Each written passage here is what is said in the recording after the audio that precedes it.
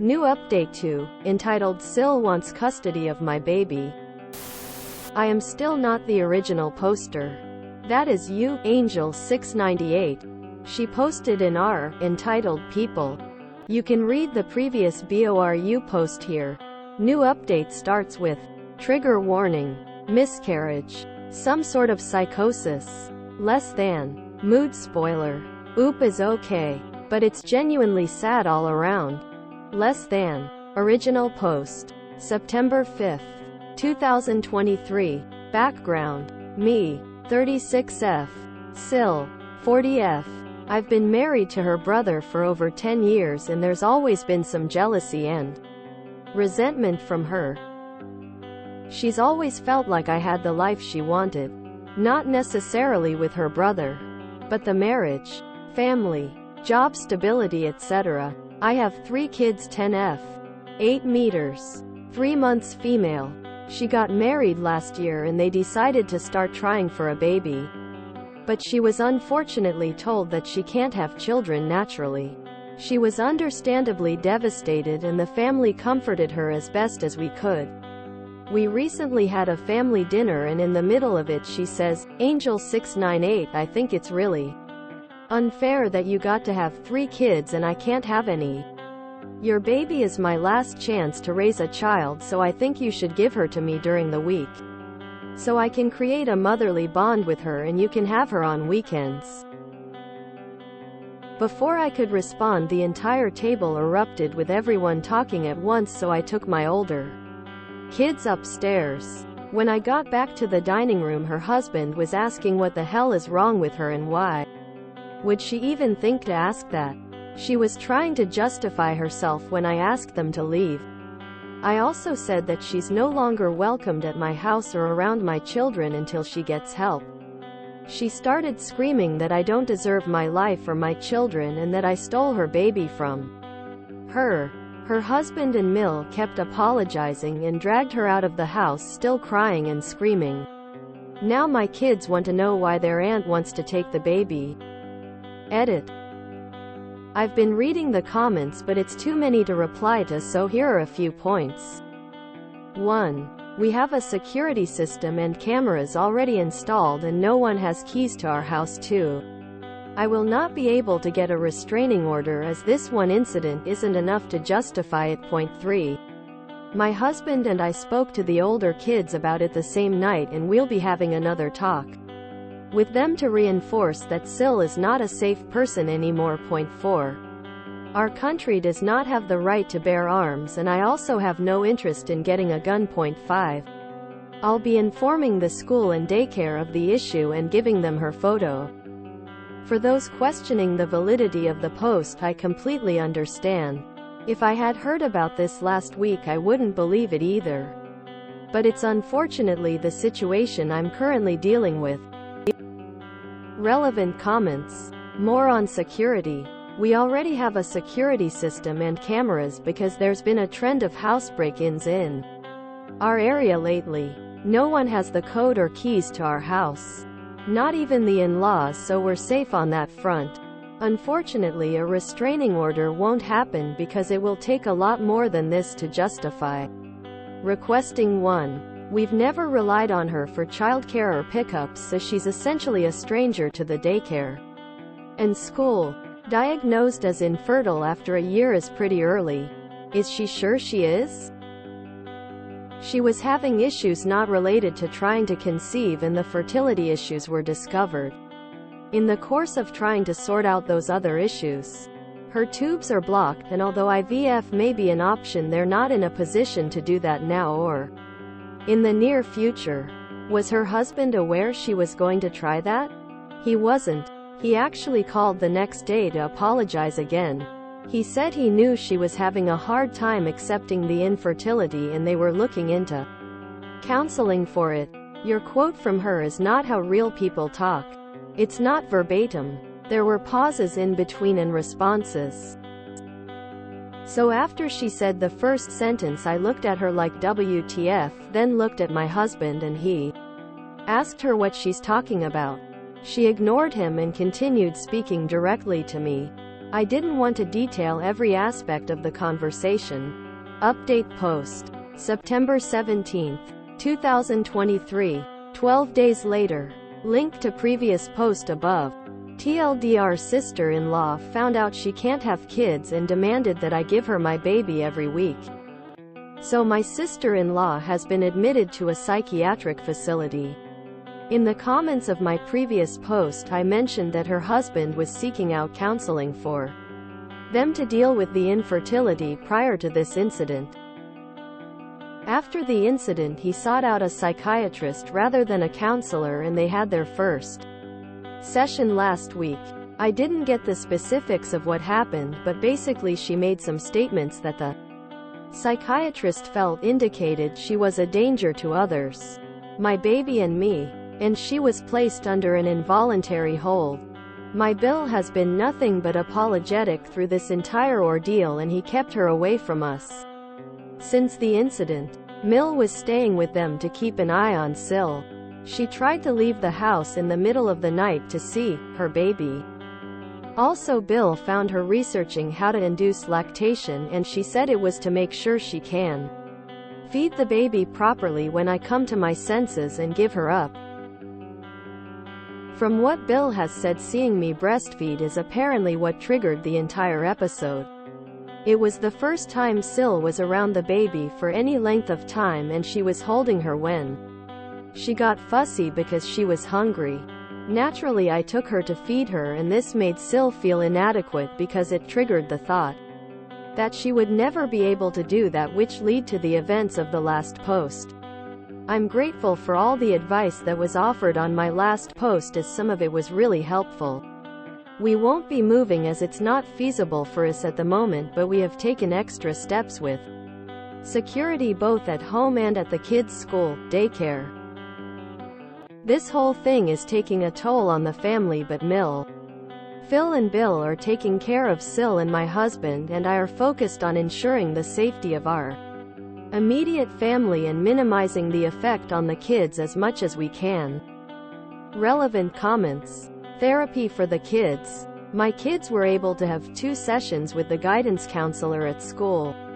One with both of them, and then individual sessions, and my husband and I are looking into a therapist to have a few family sessions as well.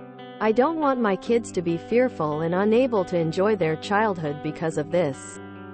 New update post. December 29, 2023. 3. 5 months later. /////////.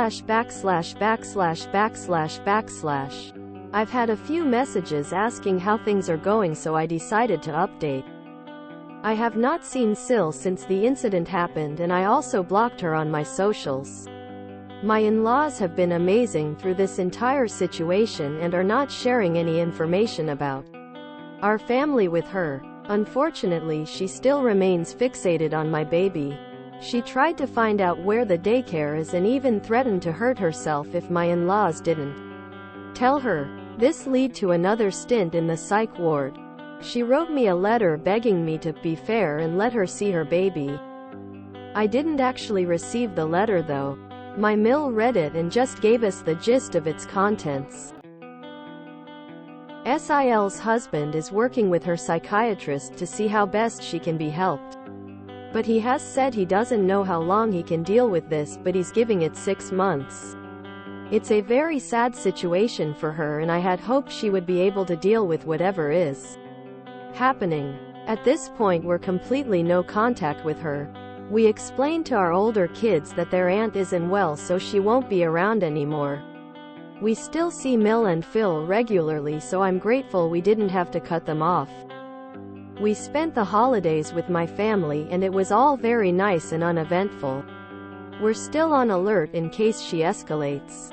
But the hospital where she's warded isn't near us, and they don't live near us either. So we've accepted this as our new reality, and we're operating accordingly. Relevant comments. That 6 months remark. Her husband said he's giving it 6 months for her to start showing at least some signs of improvement. Not the doctor. So husband would just leave, abandon her then? Have her committed? Not everyone is equipped to help someone through a mental health crisis. I suggested a therapist to him because he's been very focused on her mental health but hasn't considered his own. Hopefully the therapist will help him deal with the situation. I don't think he's hard and fast with that timeline, because he said it at a point of frustration. The counseling they were seeking out was specifically to deal with the infertility. I don't think he will divorce her after 6 months. But it's just been a lot for him to deal with. They've only been married a little over a year. She made some statements that the psychiatrist felt indicated she was a danger to others. My baby and me. And she was placed under an involuntary hold. She would have had to have made some viable threats then. Surely? I'm glad SIL is getting help, but I'd still be fearing for mine and my child's safety if I was OOP. As I said in the previous BORU, it's good everyone is taking the situation seriously, but still, this is really scary. SIL is no longer safe and mentally well, and her behavior has just gotten worse and worse. Best thing to do is create a C&D or restraining order for the safety for OP and her children. I remember this one. It's devastating to see SIL's mental health decline continues and the impact on the rest of the family. No judgment on Bill either. He's giving time for SIL to recover. But it's totally understandable if he wants out of the marriage because of the trauma SIL put him through. It's crazy how people are saying the husband is wrong for wanting to divorce his wife after this event. If my husband attempted, planned, plotted, considered stealing another person's child, I would divorce him. Depression, psychosis is one thing, but if she's not getting help or better in 1 year, what? Is he supposed to just spend his whole life making sure his crazy wife doesn't steal anyone's baby? That's wild. So husband would just leave, abandon her then? Have her committed? If a person's mental health issues are this bad and showing no improvement, leaving and having them committed is entirely appropriate. This is so scary. Like, I have sympathy for the SIL, but I am legitimately scared for OOP and her baby. I'm glad that the entire family and the doctors took it seriously. Did it never occur to SIL that she could just adopt another baby that actually needed a home? Why did she have to fixate onto OOP's baby?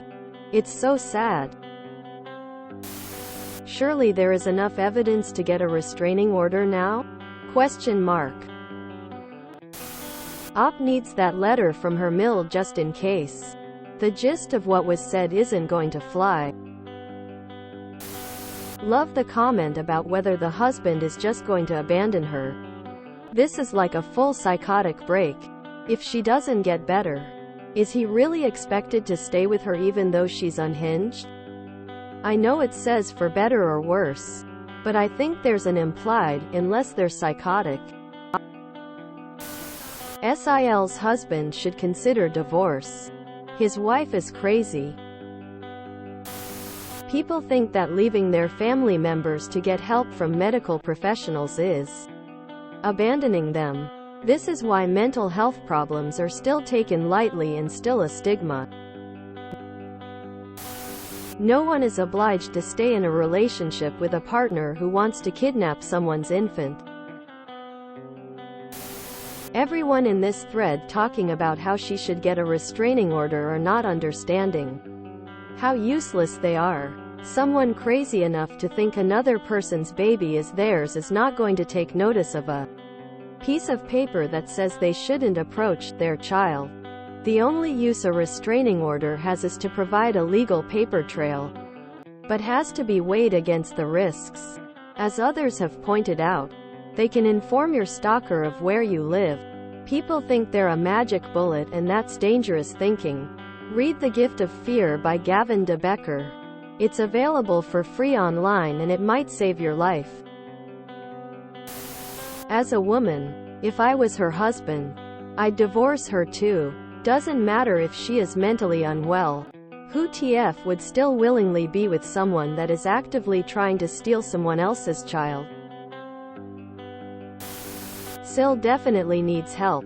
I just don't understand some people's need to have a baby themselves. Like, I've seen people desperate to get pregnant and give birth after like 5 miscarriages. Like, there are so many other options. Surrogates, in vitro, I think, adoption, etc. It's wild to me that people are just like, no, it must be made and born by me. And that sends them into despair. I hope SIL can recover from this. And OOP's family is safe. I'm sure I've seen further update previously. SIL tried to get into their home. It's all very sad. I don't think OP and family are taking this seriously enough. The SIL knows deep down that the only way she could get the baby would be if OP is unalived. In her mind, she probably thinks OP's husband would then just give her the baby. She should be considered a very serious threat. They've only been married for a year? I'd be dipping out so quick. I feel like this just got reposted. If you enjoyed this video, please check out our playlists full of similar content. EpicAriaCast is like doom scrolling for your ears. Please like, share, and subscribe.